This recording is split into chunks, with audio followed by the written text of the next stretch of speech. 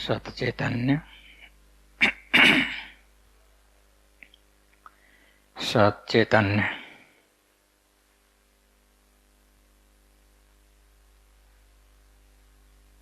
जब लोग सत्संग हो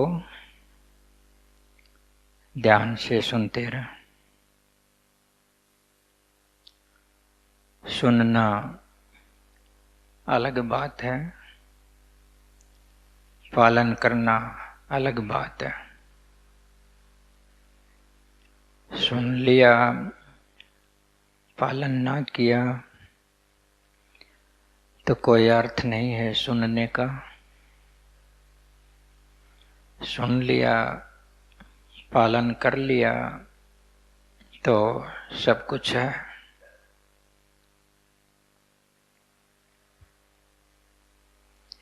एक शब्द है, गुरुजी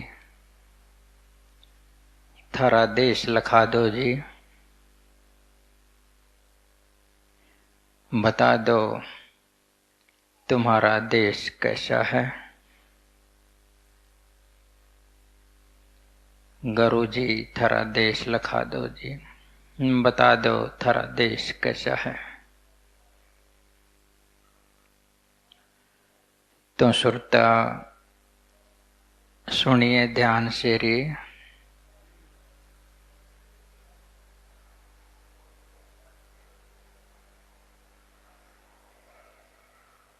वह तो देश निराला है, चेतन का वास चेतन में। वहाँ तो रहनी अगम की है। तो सुरता रहिए ध्यान में री। वह तो नैनों में समाया है।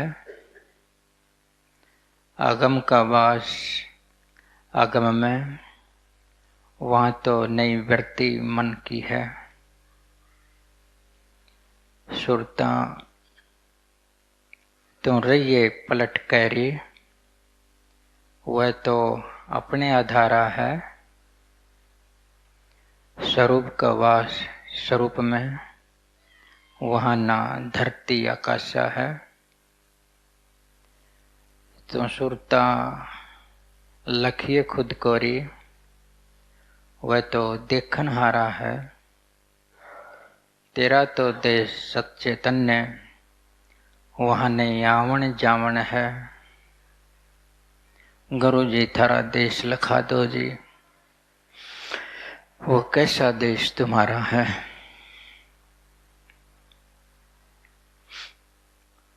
अब ये तो देश ऐसा है जो बताने जैसा तो है नहीं। ये तो ऐसा देश है जा करके ही उसका अनुभव हो सकता है कि कैसा कैसा है। कैसे कैसे से ही ज्ञान होता है, बताने से नहीं होता है। गुरु जी थारा देश लखा दो जी, इसका मतलब यही है कि तुम कुछ करो, वहां जाओ तो पता चल सकता है। पर ये मार्ग जो है करने का है, ऐसे नहीं है मैंने बता दिया समझा दिया। लेकिन फिर भी एड्रेस तो बता दिया जाता है।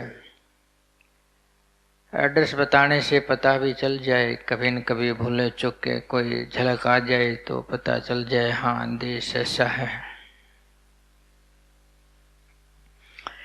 ये जैसा देश गुरु का है, ये वैसे ही आपका भी है। गुरु का देश आपका देश अलग अलग नहीं है। गुरु का आंतरिक लोक आपका आंतरिक लोक वो अलग अलग नहीं है, वो बिल्कुल समान है। चाहे संत मत में कुछ भेद बताया है कि गुरु का जो लोक है वो अलग है, आपका जो लोक है वो अलग है। ऐसा नहीं है, ये गलत बताया है। संत मत में बताया है कि सतगुरु समावै सतपुरुष में और शिष्य समावै सतगुरु में। फर्क हो गया ना।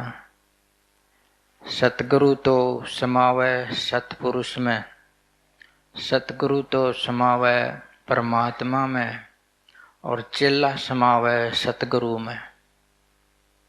गुरु समावै ब्रह्म में, परमात्मा में, चेला समावै गुरु में। बहुत अंतर हो गया ये तो। यानी कि मैं तो परमात्मा में समा जाऊंगा, तुम मेरे में समा जाओगे। ये बहुत गलत बात है, ये एक गुरुवाद है। गुरु से आगे बढ़ने नहीं देंगे। ऐसा कहने में क्या हर्ज था कि मैं भी परमात्मा में समाऊंगा, तुम भी परमात्मा में समाओगे, सबका परमात्मा आत्मा समान है। लेकिन अपने से पार तो नहीं होने देना। बस यहाँ के सत्संग में यही भेद थोड़ा सा मैं बता देता हूँ कि सभी जगह एक ही है, सबके अंतरात्मा एक है, सबका परमात्मा एक है। गुरु का परमात्मा भी वही है, शिष्य का परमात्मा भी वही है। गुरु भी परमात्मा में समाता है और शिष्य भी परमात्मा में समाता है।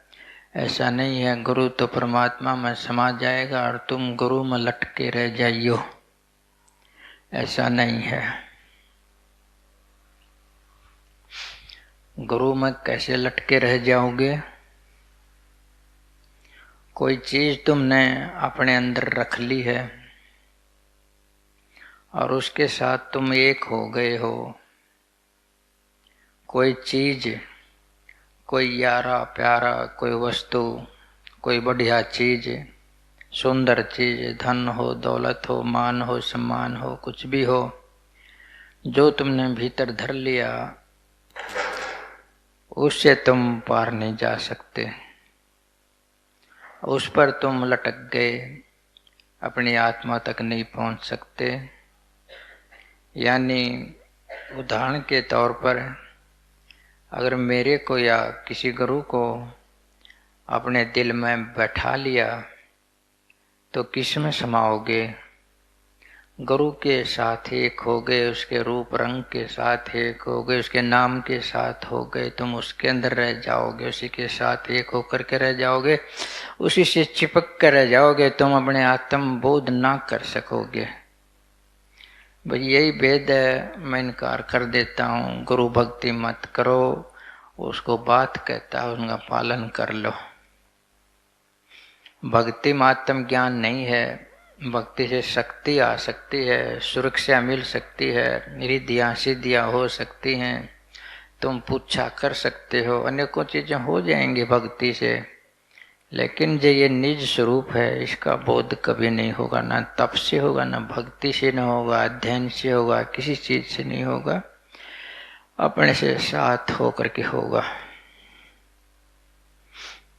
बहुत सीधा सरल है रास्ता है, बिल्कुल बाईपास भी नहीं है इसमें। तो लंबे पास की जरूरत नहीं, बाईपास भी नहीं है, सीधे तुम ही तो हो। लेकिन ये बात तुम्हें समझ में कतई नहीं आती। अभी हमने शिविर लगाया था ध्यान का, 7 दिन का। कुछ आए थे, 15-20 इकट्ठे हो गए थे। उनने मिलके बड़ा फायदा उठाया।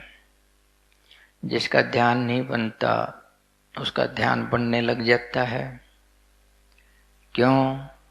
यहाँ मैं डेली करवाता हूँ, सुबह शाम अच्छे तरीके से करवाता हूँ, समझा के बताता हूँ और उसके साथ साथ कई भेद भी बताता हूँ तुम्हारे भीतर के जो भेद हैं वो भी बताता हूँ। वो सत्संग में नहीं बताता, मैं ज़्यादातर बताने मानते ही नहीं वो इस तरह से। वो तो बताने पड़ते हैं तब हम क्रिया कराएं कि बोध हो जाएंगे, को ज्ञान हो जाएगा तो इनको पता तो चल जाए।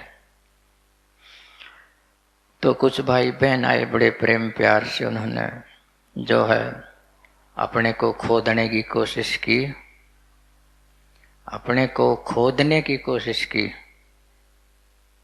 अपने को खोदने का मतलब समझते हो? खुद में जाने की कोशिश की। जैसे मैंने पिछले सत्संग में बताया था कि ध्यान और कुछ नहीं है, अपने अंदर ही कुआं खोदने के समान है। जैसे तुम जमीन में कुआं खोदते हो, ऐसे ही ध्यान एक ऐसा है कि तुमने वो खुद में ही कुआं खोदना पड़ता है। खुद में कुआं खोदोगे तो क्या मिलता है? पानी, शांति का, संतोष का, ज्ञान का, तुम्हारे अपने स्वरूप का। बाहर खोदने से कुछ मिलता है तो तुम अपने आप को खोदोगे तो भी मिलेगा।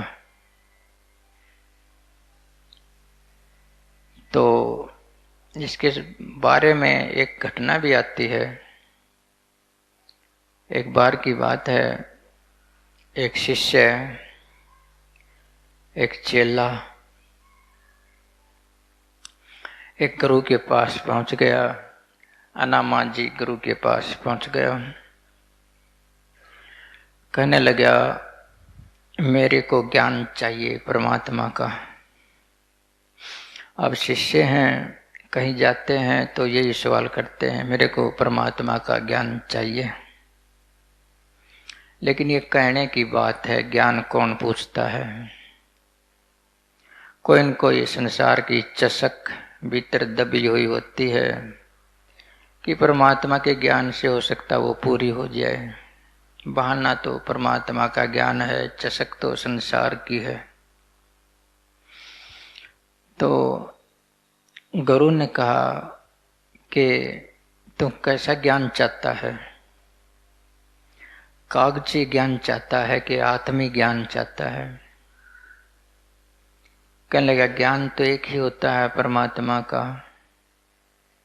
हाँ, बात तो ठीक है, ज्ञान तो परमात्मा का एक ही होता है। ज्ञान का मतलब तो यही है, ज्ञान एक ही होना चाहिए। लेकिन दो भी चालू हैं। दो प्रकार के ज्ञान कैसे चालू हैं? कौन सा चाहिए तेरे को? एक तो कागजी ज्ञान है जो किताबों में लिखा है, एक सीधा डायरेक्ट ज्ञान है जो आत्मा का ज्ञान है, परमात्मा का ज्ञान है। कौन सा चाहिए? कि मेरे को तो आत्मा वाला ही चाहिए। आत्मा वाला चाहिए तो एक काम करना होगा। क्या काम करना होगा?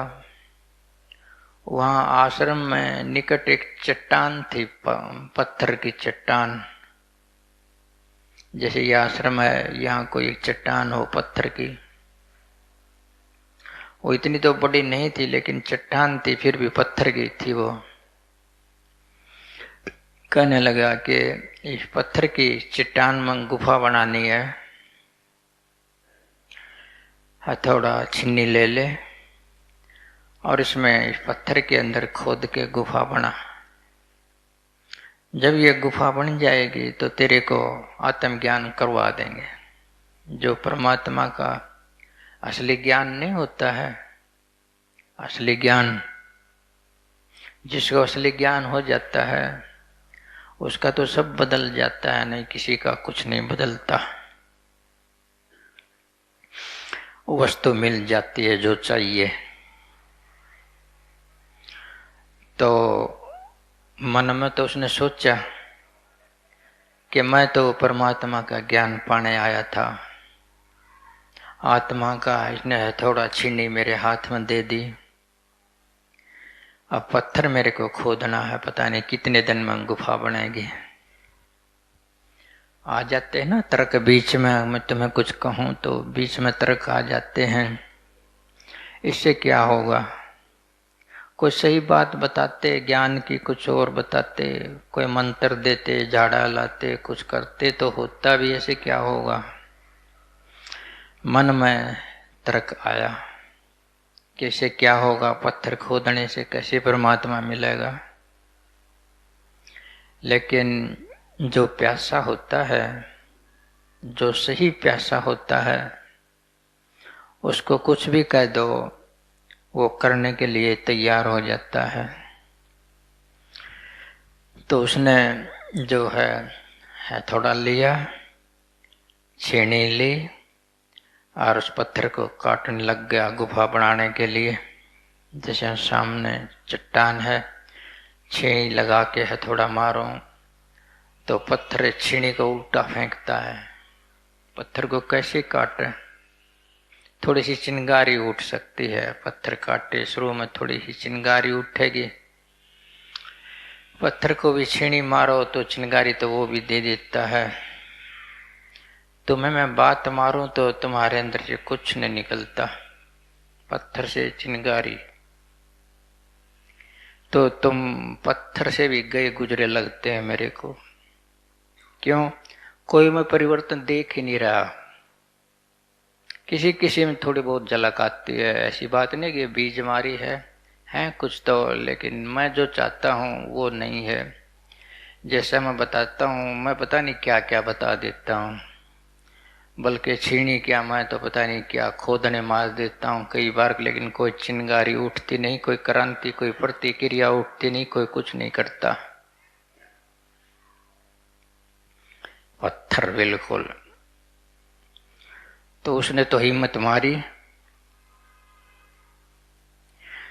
बैठ गया, छीनी है थोड़ा लेकर के, डेली काटता।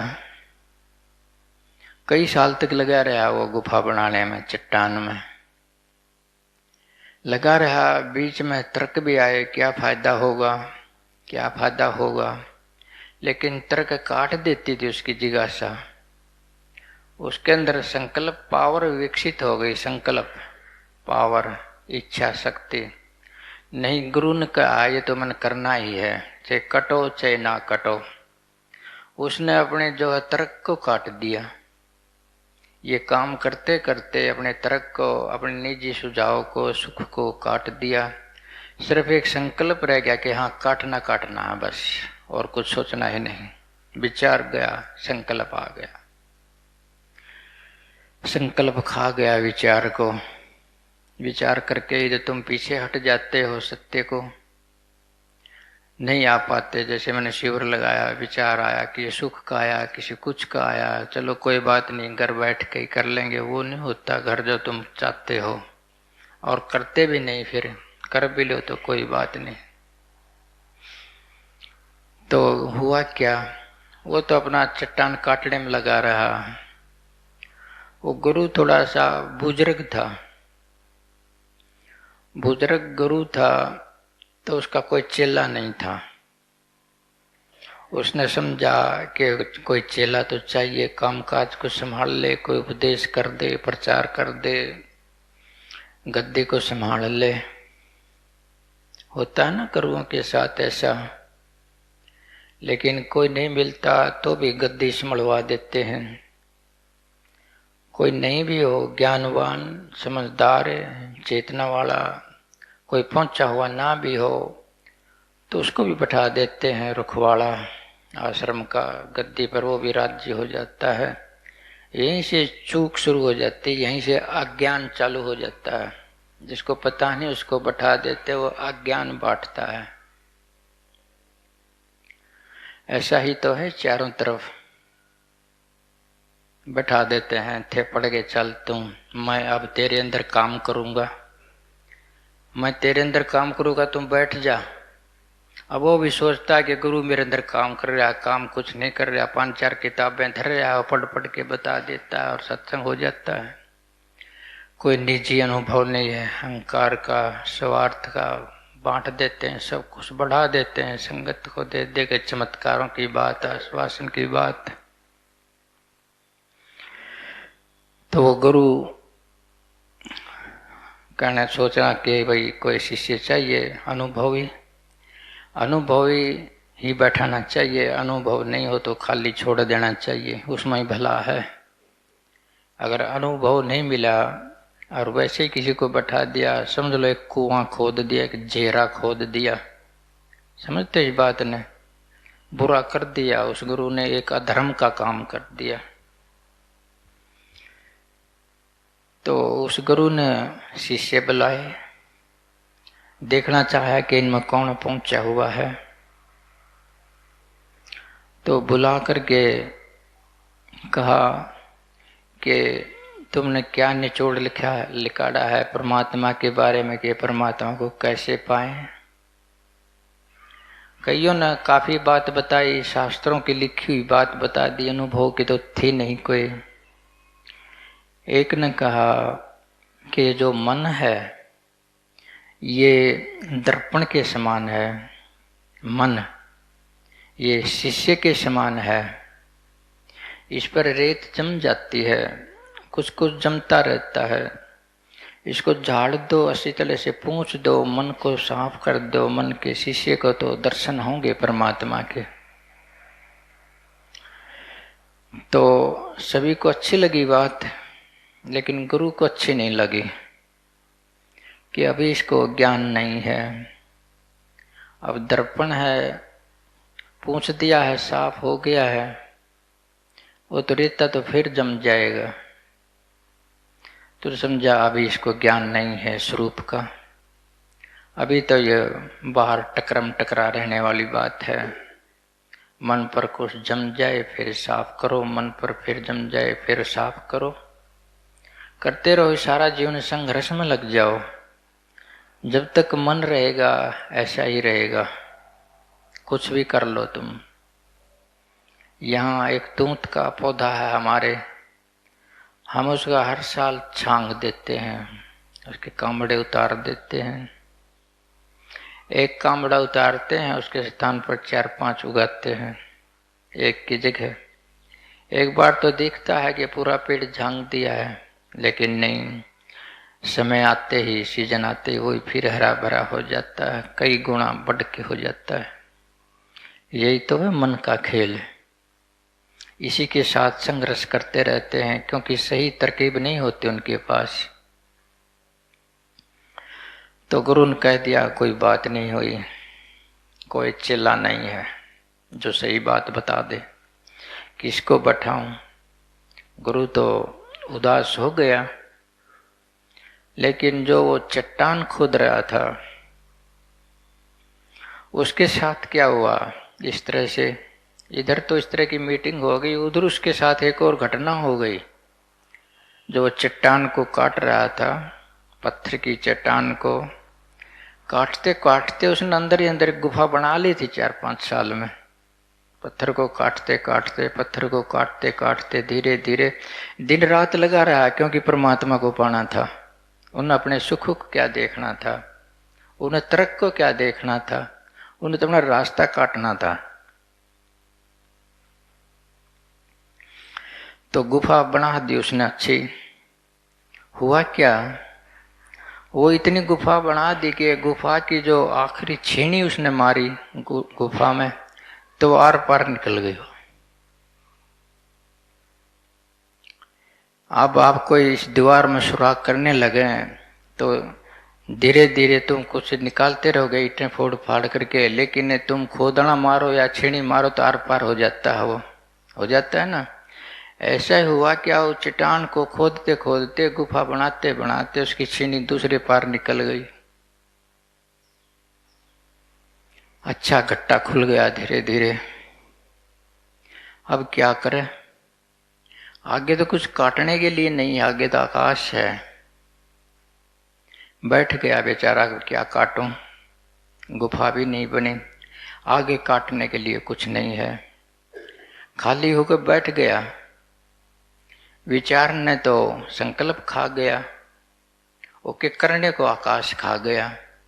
विचार गया, जो करने गई, विचार गया खाली, अपना बैठ गया, आकाश जैसा हो गया। आकाश दिखे, आकाश जैसा हो गया। ये परमात्मा की घटनाएं बताता हूँ, जिस देश की मैं बात करता हूँ, ऐसा ही होगा जब होगा। तो वो दो आदमी जो थे वहां से जा रहे थे, जो उस मीटिंग में थे, वो बात करते जा रहे थे कि गुरु को कोई शिष्य नहीं मिला। एक मिला था, कहता था कि दर्पण होता है मन, इसको झाड़ दो, पोंछ दो तो उसमें साफ तस्वीर दिखाई दे जाएगी, परमात्मा का ज्ञान हो जाएगा, आत्मा का ज्ञान हो जाएगा। तो उसने सुन ली, वो गुफा में ही बैठा था वो, तो हंसने लग गया। वो कहने लगा पहले ही पागल था ये, गुरु ने कह दिया कि चट्टान काट रहा है, पहले ही पागल था ये, खाने का ना सोने का ना किसी चीज का होश नहीं, उस दिन का लगा हुआ है और अब हंस रहा है हमारी बात पर। कहने लगा क्यों हंसता है? कि मैं तुम्हारी बात पर हंसता हूं। अगर उन्होंने उल्टा सवाल कर दिया उनको, अगर शीशा ना हो तो किस चीज को झाड़े? शीशा ही ना हो तो किस चीज को झाड़े? शीशा ही ना होगा तो परमात्मा मिलेगा, क्योंकि वो झाड़ने के लिए भी नहीं बचता, कुछ भी नहीं बचता, सामने से वो हट जाता है, चाहे शीशा हो। तुम्हारे पास शीशा है तो शीशा है तुम्हारे पास, भाई यही गड़बड़ है, तुम झाड़ते रहोगे वो गर्द फिर आ जाएगी, तुम झाड़ते रहोगे फिर गर्द आ जाएगी। अगर शीशा ही ना हो तो काम नहीं बन जाएगा। कि ऐसे कैसे हो सकता है? हाँ हो सकता है। मैं गुफा बना रहा था, सीढ़ी आर पार निकल गई, कुछ नहीं करने को मेरे पास अब। जब तक वो दीवार थी अंदर गुफा की, मैं काट रहा था, छांट रहा था, किस चीज को काटू छाटू, दीवार ही नहीं है तो मैं तो शून्य हो गया, आ गया सब कुछ जो आना था। जब मन नहीं होगा तो ऐसा ही होगा। जब कुछ काटने को नहीं बचेगा, जो करने को कुछ नहीं बचेगा, तब वो अवस्था आती है जिस देश की मैं बात करता हूँ, जो शून्य स्वरूप की, तुम्हारी शून्य चैतन्य स्वरूप की बात है, वो दूसरी बात है। तो जो आदमी थे वो गुरु के पास गए कि वो आपका पागल चेला है, वैसी बातें करता है कि अब काटूं, क्या काटूं, कुछ काटने के लिए नहीं है, न विचार है न काम है, क्या करूं, शून्य है, आनंद में है, अपने में ठहरा हुआ है। कह लगे बुलाओ उसको। वो तो स्वरूप में पहुंच गया, उसके पास मन भी नहीं है, किस चीज को पहुंचेगा जब मन ही नहीं है? तुमने तो मन खड़ा कर लिया था, उसने तो मन को भी हटा दिया, क्या उसके पास है नहीं कुछ पूछने के बाद? वो तो स्वरूप में है, बिल्कुल अपने में स्वरूप में चला गया उसने, और क्या देखना है? कुछ नहीं पूछना उसने, मन की कोई बात ही नहीं है, मन का कोई सवाल ही नहीं है। जब तुम्हारे पास साधना करते करते मन भी नहीं रहेगा पहुंचने के लिए, तो समझो तुम स्वरूप में चले गए। तो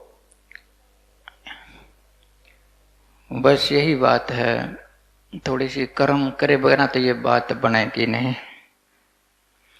तुमने अपने मूल निवास को पहचानने की जरूरत है। तुम्हारा मूल निवास क्या है? तुम रहते कहाँ हो? तुम्हें रहना कहाँ चाहिए? बस ये बात तुमको मिल जाए कि तुम्हारा मूल स्थान रहने का क्या है, कौन सा स्थान है तुम्हारा असली निजी स्थान जिसमें तुमने रहना चाहिए। बस यही है, गुरु जी थारा देश लिखा दो, थोड़ी सी यही मैं कोशिश करूंगा कि वो कौन सी स्थान है तुम्हारा जिसमें तुमने रहना चाहिए। ये पता चल जाएगा तुमने यही वो स्थान है जिसमें हमने रहना चाहिए, तो तुम्हें पता चल जाएगा कि गुरु का देश कौन सा है, तुम्हारा देश कौन सा है। समान है दोनों, वही उसका है, वही तुम्हारा है। थोड़ी सी विचार करने की बातें हैं। तुम ऊपर से शुरू हो जाओ, ढूंढो कि तुम्हारा निवास कहाँ है, तुम कहाँ रहते हो। थोड़ा सा विचार उठाओ, थोड़ा सा छोटा विचार उठाओगे तुम विचार उठा लोगे कि हम हरियाणा में रहते हैं, हरियाणा में भी जो है सोनीपत में रहते हैं, उसमें भी जो उस गांव में रहते हैं, उस गांव में हमारा एक घर है, उसमें रहते हैं। इतना ही कर सकते हो तुम, और क्या करोगे?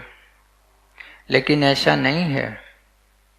मैं डिटेल में बताता हूं कि तुम कहाँ रहते हो। जहां तुम रहते हो वही गुरु का देश है, वही तुम्हारा देश है। पहले तो आप देखें कि ये सारा ब्रह्मांड है चारों तरफ, है ना। इसमें कितना बड़ा आकाश है, अनंत आकाश है। इसमें तारे हैं, चांद हैं, सूरज हैं, जल है, वायु है, पृथ्वी है, ग्रह है। न जाने जाने इस ब्रह्मांड में क्या क्या अनंत है। ये तो जितना दिखाई देता है इससे भी अनंत है। पहली बात तो तुम इसमें रहते हो। सोचा कभी तुम ब्रह्मांड में रहते हो? इतना भी सोच लो कि हम ब्रह्मांड में रहते हैं, तुम्हारी चेतना थोड़ी विशाल हो जाएगी, तुम्हारी जो है सीमाएं थोड़ी सी घट जाएंगी, असीम होने लगोगे। उदाहरण के तौर पर मेरे को एक बात याद आती है कि दिन छप गया था और मैं घर से चल पड़ा। वो जो मेरी माँ थी ऊपर से देख रही थी, कहने लगे रे अंधेरे में कहाँ जाता है? मैंने कहा कि खेत में जाता हूँ, मैं तो वहाँ रहूँगा। कहने लगे वहाँ घर तो है ही नहीं। कहने लगे तुम्हारे घर ही मेरे जो छत है उसके नीचे हैं। मैंने ये जवाब दे दिया कि तुम्हारे ही घर मेरी छत के नीचे हैं, मेरा घर इतना बड़ा है। कहने लगी ऐसा कौन सा घर है? ऊपर देख तारे निकल रहे हैं, चांद निकल रहा है, कितना बड़ा जो है आकाश है, इसके नीचे तुम्हारे घर है, ये आकाश ही मेरा घर है।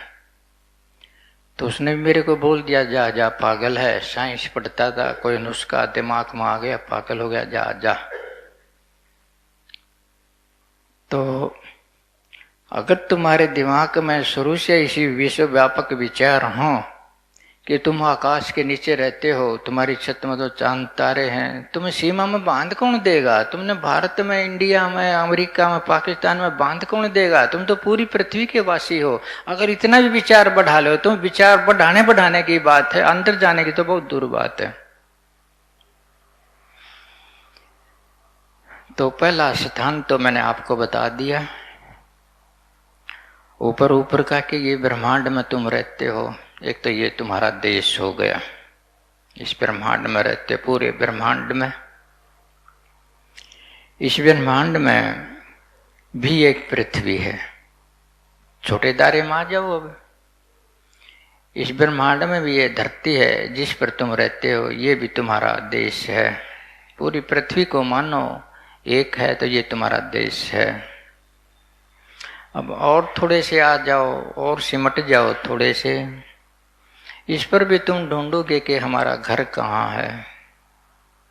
तुम्हारे सबके अपने अपने घर हैं ना, जहाँ तुम सोते हो, रहते हो, उठते हो, बैठते हो। तुम छत बनाए बैठे उसके नीचे रहते हो, उसको भी तुम अपना घर मानते हो कि मैं इस घर में रहता हूँ। तो ज्यादा आगे सोचोगे नहीं तुम। अब आगे सोचोगे तो तुम थोड़ा सा और आ जाओगे अपने पास। इतना और सोच सकते हो कि ये हमारा शरीर है, ये भी हमारा घर है। अब मैं तुम्हें बाहर से उठा करके तुम्हारे शरीर में ले आया हूँ कि तुम्हारा जो चलता फिरता घर है, इसको मैं कई बार चलता फिरता मंदिर भी बोल देता हूँ। ये चलता फिरता जो कुदरत से बना हुआ, अपने आप बना हुआ तुम्हारे हाथ लग गया है, ये भी तुम्हारा एक घर है। ये शरीर, ये भी तुम्हारा एक देश है जिसमें तुम रहते हो। ये बहुत बाहर का देश है, इसमें भी तुम रहते हो। ये भी तुम्हारा घर है। ये घर बड़ा अद्भुत है।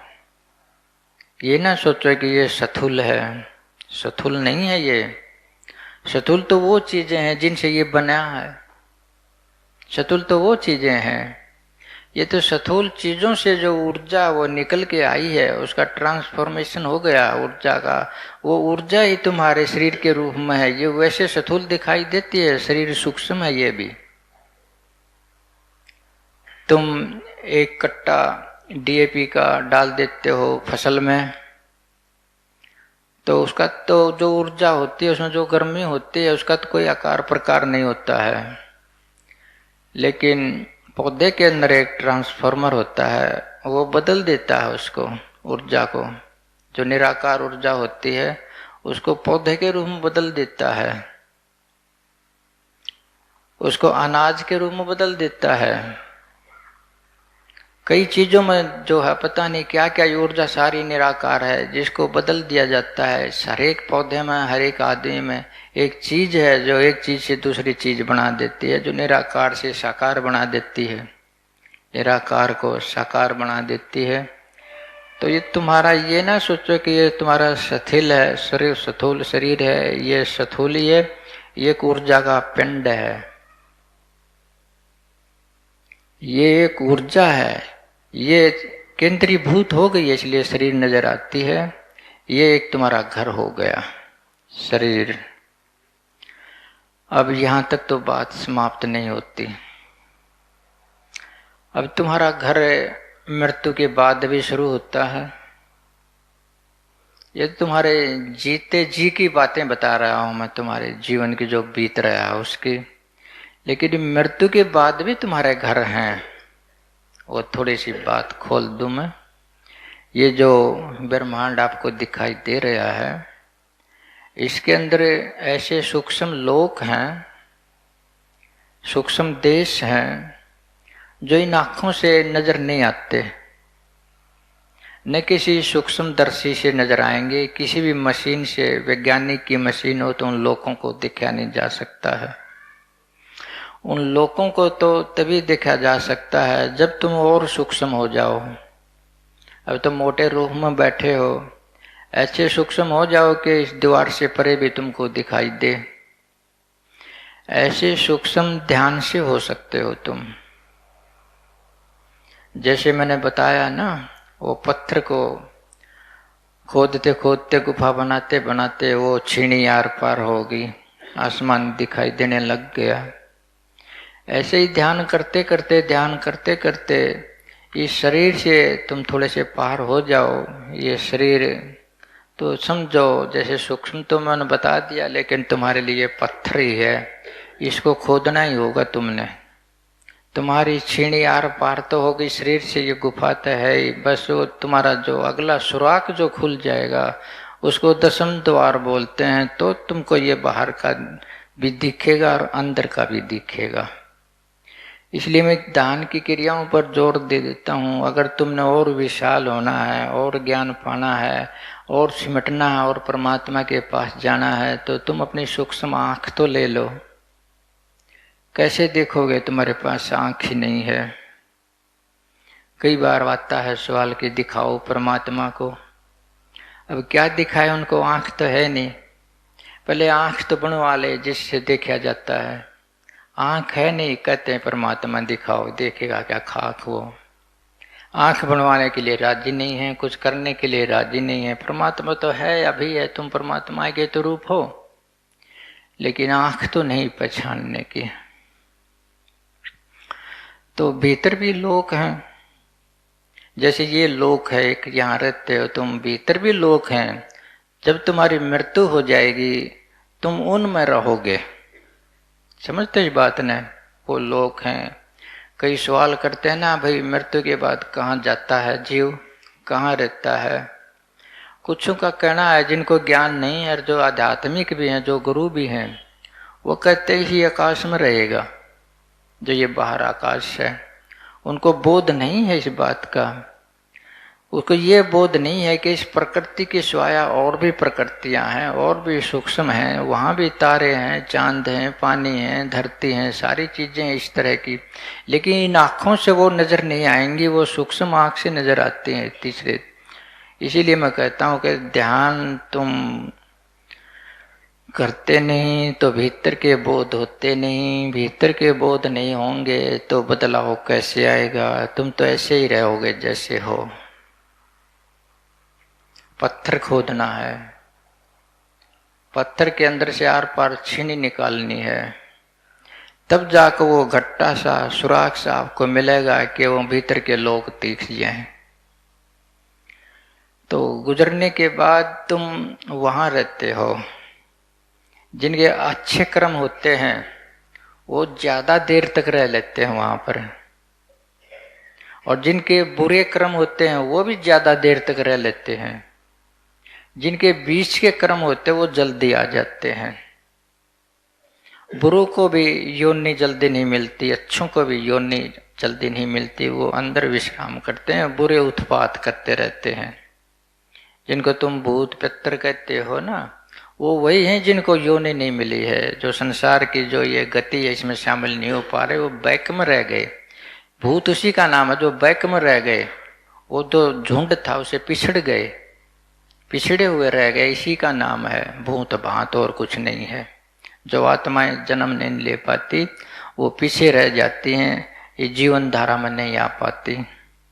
और अच्छों के लिए भी स्थान नहीं मिलता है, क्योंकि अच्छी जगह ही नहीं है, अच्छे माता पिता ही नहीं है जिनकी कोख में जन्म ले सके। तो उनने भी इंतजार करना पड़ता है, उन लोकों में रहना पड़ता है।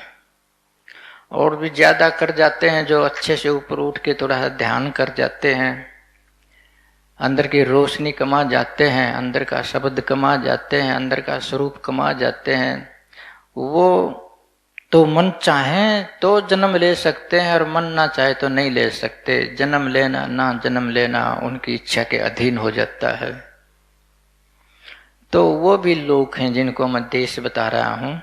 पहले तो मैंने ब्रह्मांड को लेकर चला, फिर पृथ्वी को लेकर चला, फिर तुम्हारे घर को लेकर चला, फिर तुम्हारे शरीर को लेकर के चला। अब मैं तुमको सूक्ष्म प्रकृति में ले गया कि वहां भी लोग, वहां भी तुम्हारे देश हैं।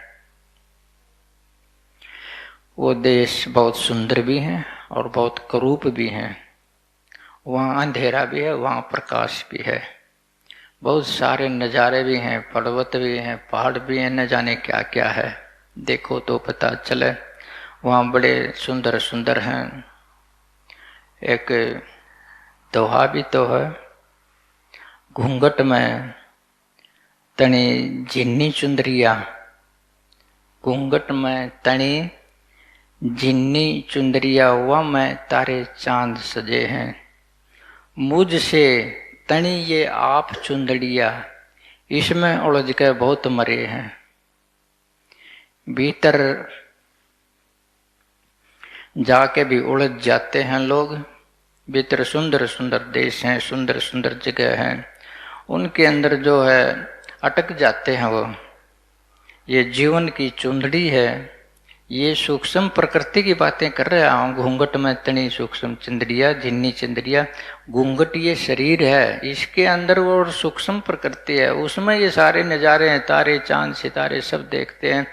ध्यान में तुम बैठते हो, किसी को प्रकाश आ गया है, एक बहुत डबल चांद आपको नजर आ गया पूर्णमासी का, और कल को ना आवे, आज ध्यान में आ गया, माउस के दिन पूरा चांद आपने देख लिया ध्यान में बैठ के अपने कोठड़े में, और कल ना आवे, तुम जो चकित रह जाओगे। तुम सोचोगे आज क्यों नहीं आया, आज क्यों नहीं आया, कहीं नहीं आए तुम, आज क्यों नहीं आया। ये उलझ के मर जाना है, समझते हो ना। यहाँ की चीजों के पीछे पड़ के भी तुम उलझ जाते हो, अंदर की चीजों के पीछे पड़ के भी तुम उलझ जाते हो। अंदर सुंदर सुंदर चीजें, बड़ी महकदार चीजें, बड़ी स्वादिष्ट चीजें तुमको मिल जाए और वो ना मिले तो तुम उन्हीं के लिए फिर ललक करोगे ध्यान में। इसलिए मैं चेताता हूँ, ये ध्यानियों तुम उनमें मत उलझ जाना। ये तो तुम्हारी अपनी चुंदड़ी है, तुम्हारे से ही तनी हुई है, तुम्हारे से ही उठी हुई है, इसमें मत उलझ जाना। आगे भी तुम्हारा स्थान है। हम अंदर में ब्रह्म लोक बोलते हैं, इनको सतलोक बोलते हैं, इनको गोलोक बोलते हैं, वैकुंठ बोलते हैं, नरक स्वर्ग बोलते हैं, अनेकों चीजें बोलते हैं ना। तो अध्यात्म में जो ऊपर का लोक लेते हैं, ये अलग आगम ले लेते हैं। सतलोक ले लेते हैं, अलग आगम ले लेते हैं, वो भी तुम्हारे लोक बता देते हैं। ये कहने का मतलब यही है कि ये जो नाम रख रखे हैं, ये सूक्ष्म प्रकृति में जो स्थान है उनके ही नाम रख रखे हैं। जैसे तुमको ध्यान में सूर्य नजर आ जाता है तो हम कह देंगे सूर्य लोक है, चांद नजर आ जाता है कह देंगे चंद्र लोक है। इस तरह से इन चीजों के दिखने के आधार पर लोकों के नाम लिखे हुए हैं। अगर जिनको ये दिखाई नहीं देते हैं, जिनका ध्यान इतना नहीं होता है, तो वो कल्पना बता देते हैं कि ये दृष्टि का रोग है, ये है नहीं। लेकिन दृष्टि का रोग नहीं, ये वास्तव में है। ध्यान वालों के लिए ये वास्तविक हैं, जिनको ध्यान नहीं करते उनके लिए काल्पनिक हैं। तो मैं कहता हूँ, चाहे तुम सतलोक में चले गए हो, अलग लोक में चले गए हो, वो भी तुम्हारा निज लोक नहीं है। समझते हो? वो भी तुम्हारा निज घर नहीं है, वो भी तुम्हारा वो स्थान नहीं, जो मूल स्थान है तुम्हारे रहने का, वो भी नहीं है वो। तो फिर कौन सा हो गया? वो निज लोक हो कौन सा गया? वो मूल स्थान कौन सा होगा जो जिसके तुम निवासी हो? गुरु जी थारा देश लिखा दो, फिर वो देश कौन सा हो गया? वो तुम्हारी खुद की आत्मा है, खुद का स्वरूप है। ये स्वरूप जो देखता है, जो महसूस करता है, जो विचार करता है, जो आप चलता है, आप सब कुछ करता है, ये चेतन स्वरूप है, तुम्हारा आत्म स्वरूप है। इसको पास तुम जाओ, इसमें तुम रहने लग जाओ तो समझो तुम अपने मूल जगह चले गए। खुद की आत्मा में अगर तुम जाके बैठ गए अंत में, तो समझो तुम अपने देश में चले गए। न तो यहाँ तुम्हारा है तो ये भी तुम्हारे देश जो मैंने बताए, लेकिन जो मूल देश है वो तुम्हारी आत्मा है। जो मूल देश है, तुम्हारा रहने का स्थान है, तुम्हारी अपनी आत्मा है। उस आत्मा में निवास करोगे तो तुम मूल देश के निवासी माने जाओगे। जब तक उस तुम्हारी अपनी मूल आत्मा में निवास नहीं करोगे तो बाहर के लोकों में रहोगे। हैं तो वो भी तुम्हारे, लेकिन मूल नहीं है वो। लेकिन हमारा लक्ष्य तो मूल में भी जाने का है। इसके लिए करो, थोड़ा प्रयास कर लिया करो, भजन कर लो, सुमरन कर लो। नहीं एक टाइम बैठ लो, कोशिश करोगे तो तभी होगे। ये आसान काम तो नहीं है। ये तो चट्टान को काटना है छेनी से। तुम पाओगे ध्यान करने जब जाओगे, जब मैं कर दूंगा कि ध्यान कर लो, तुम ध्यान नहीं कर सकोगे। तुम अपने आप को थोड़ा सा भी नहीं छील सकोगे, थोड़ा सा काट लें, थोड़ा सा खून निकाल लें कि भीतर का कोई सूक्ष्म सा ही देख लें। बहुत डरते हो, बहुत दुख होता है। तो ये तो मैं तो स्पष्ट कहता हूँ कि हर इंसान पत्थर की चट्टान जैसा है। उसने अपने अंदर गुफा बनानी है। गुफा बनाने में सफल हो गए तो कभी न कभी वो छीनी आर पार भी हो जाएगी, तुमको बोध भी हो जाएगा। लेकिन इसको काटेगा कौन? सभी इंसान पत्थर से नजर आते हैं। दूसरे को तो काटने के लिए हो जाएंगे राजी, अपने को काटने के लिए कौन राजी होता है? अपने स्वार्थ को काटने के लिए कोई राजी होता है? अपने अहंकार को काटने के लिए कोई राजी होता है? अपने मान सम्मान को काटने के लिए कोई राजी होता है? अपनी धारणाओं को काटने के लिए कोई राजी होता है? अपने मजहब को, अपने देश को, अपनी जाति पाति को काटने के लिए कोई राजी होता है? कोई नहीं होता है। समझते हो? ये तो काट पाट के कन्न करो, तुम मचा दो गदर सा, तब हो सकता है कुछ। छोड़ झाड़ के सब चीजों को तुम अपनी आत्मा में आ जाओ और डायरेक्ट सीधे। कुछ करने की जरूरत नहीं है अगर तुम सीधा आने लग गए तो। अगर जब तक सीधा नहीं आ सकते, जब तक तुम्हें क्रिया करनी होंगी। करनी करता रह नहीं पाता, वासा सजग में पा लेता। करनी करता रह नहीं पाता, वासा सजग में पा लेता है। करने का फिर युद्ध नहीं रहता, शुद्ध चैतन्य पा लेता है। करनी पहले पहले है, बाद में करनी नहीं है। छीनी आर पार निकल गई तो करनी खत्म है। जब तक तुम जो है अपना करना ही होगा, जब तक तुम स्वरूप तक नहीं पहुंचे हो। स्वरूप तक पहुंच गए तो वासा सजग में पा लिया, खुद में पा लिया। अपने धुर देश में चले गए, अपने घर में रहने लग गए। फिर तो वही बात है, जहां रहूं वही निज घर है। जहां रहूं वही निज घर है। इस पृथ्वी पर रह लो तो तुम परमात्मा में रहते हो। भीतर के किसी लोक में रह लो, तुम परमात्मा में रहते हो। सतलोक में रह लो, आलोक में रह लो, तुम जो है परमात्मा में रहते हो। जब रहते हो जो तुम अपनी आत्मा में रहते हो। अगर आत्मा में नहीं रहते तुम कभी भी परमात्मा में नहीं हो, ना तो इस देश में, न सतलोक में रहते हुए भी तुम सतलोक में नहीं हो यदि तुम अपने आत्मा में नहीं हो। सतलोक में भी तभी रह सकते हो जब तुम अपने आत्मा में रहोगे। मूल स्थान वही है रहने का। तो अपने आप को आधार बना लो, अपने आप को थोड़ा टटोल लिया करो। जो सत्संग तो तुम्हें ऐसा लगता होगा पता नहीं क्या बताने लग गए, क्या करें, हमारे बस का बात नहीं। बस का बात नहीं, यही तो है। ये क्यों मन में लाते हो कि बस का नहीं है?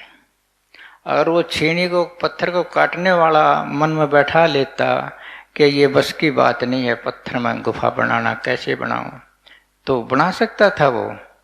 संकल्प तो होना ही होगा। संकल्प के बगैर तुम कुछ नहीं कर सकते। गृहस्थ का भी पालन नहीं कर सकते, नौकरी भी नहीं कर सकते, कुछ भी तो नहीं कर सकते संकल्प बगैर, लटक जाओगे बीच में। तो संकल्प तो बहुत जरूरी है। जहाँ विचार है वहाँ संकल्प भी होना चाहिए। अगर संकल्प नहीं है, विचार आ जाता है, तो विचार परिणाम नहीं देगा। समझते हो ना? तो जैसे मैं उदाहरण के तौर पर बताऊं, एक आधा कोई शराबी बैठा है इसलिए बताऊं कि किसी ने शराब छोड़नी है, उसके मन में आ जाता है बार बार कि शराब तो बहुत बुरी चीज़ है, नहीं पीनी चाहिए, शराब नहीं पीनी चाहिए, बहुत बुरी चीज़ है। जब उसकी शराब उतर जाती है, जब ऐसा सोच लेता है, तो फिर पी लेता है। सोच लेता है कि बुरी है, फिर पी लेता है। सोच लेता है कि बुरी है, फिर पी लेता है। एक बार छोड़ देता है, फिर पी लेता है। ऐसा क्यों है? समझ है फिर भी क्यों पीता है बार बार? समझ है तो फिर भी बार बार क्यों पीता है? संकल्प नहीं है। संकल्प कि ये कर दिया, ये ही करना है, ये नहीं करना, ये नहीं करना है। ये संकल्प का मतलब ये है। छोड़ दी तो छोड़ दिया, नहीं पीनी है, बस नहीं पीनी है। अगर तुम्हारे पास विचार भी हो और संकल्प भी हो, तुम दुखी नहीं हो सकते जीवन में। संकल्प साध्य होना चाहिए। संकल्प हमारे जीवन में नहीं मिलता। समझ तो सबके पास मिल जाती है, सभी ज्ञानी है, किसी को छेड़ कर देख लो, ज्ञान की तो कोई कमी नहीं। लेकिन संकल्प की बात आती है तो संकल्प कहीं मिलता नहीं है। तो संकल्प, इच्छा शक्ति कि ये करना है, ये नहीं करना है, ऐसा पक्का तुम्हारे दिमाग में बैठ जाए तो सुखी रहोगे, दुखी नहीं रहोगे, तुम्हारे बंधन भी कट जाएंगे। तो शराब कोई ऐसी चीज नहीं है कि ये सोमरस है, सोमरस नहीं है ये तो जो नरक का रस है। मैंने देखा है ये शराब निकालते हुए। मैं जब छोटा सा था, एक आदमी था, वो मेरे को बुला ले गया कि चल एक काम करवा मेरा। मैंने समझा कि ये काम करवाना है, बोले वहीं बताऊंगा। वहाँ एक ईंख था, ईंख में क्या कर रखा था उसने, साड़ा दाब रखा था, साड़ा शराब का। तो उन्होंने मटके निकाले, एक भट्टी बनाई, मटके में मटका रखा, उसमें एक एक नाली लगाई और जो भाप थी वो इकट्ठी करी उसने। तो बाद में जो कहने लगे इन्हें हटा दे, मैं तो बालक सा था, जो वो कर दे, मैंने क्या पता कि कुकर्म करे है यो। तो मैंने हटाया और ढक्कन से हटा कर देखा तो उसमें कीड़े थे नीचे, उस मटके में, उस साड़े में। वो कीड़े तो बच गए थे और भाप उन्हें इकट्ठी कर ली। वो कीड़िया की भाप है शराब के दे, और तुम सोचते हो कीड़िया की भाप और कौन, तो कीड़िया का जूस है वो। कीड़िया का जूस पीने राजी हो जाओगे तुम? कीड़े निचोड़ के तुम्हें प्यान लग गए तो, लेकिन तुम्हें दिखते नहीं, वो है ऐसा ही। वो कीड़ों का जो है सारा निचोड़ा हुआ जूस से, और कुछ नहीं है वो। शराब है, शराब ना पिया करो जो शराब पीता हो। बस मैं इतना ही कह सकूं, जैसे मैंने शुरू में कहा था कि सुनना कुछ और है, पालन करना कुछ और है। सुन तो लिया होगा लेकिन पालन करना बाकी है। सुनाना मेरे जिम्मे, पालन करना तुम्हारे जिम्मे। ठीक है? इतना सचेतन सत्संग, बहुत सचेतन।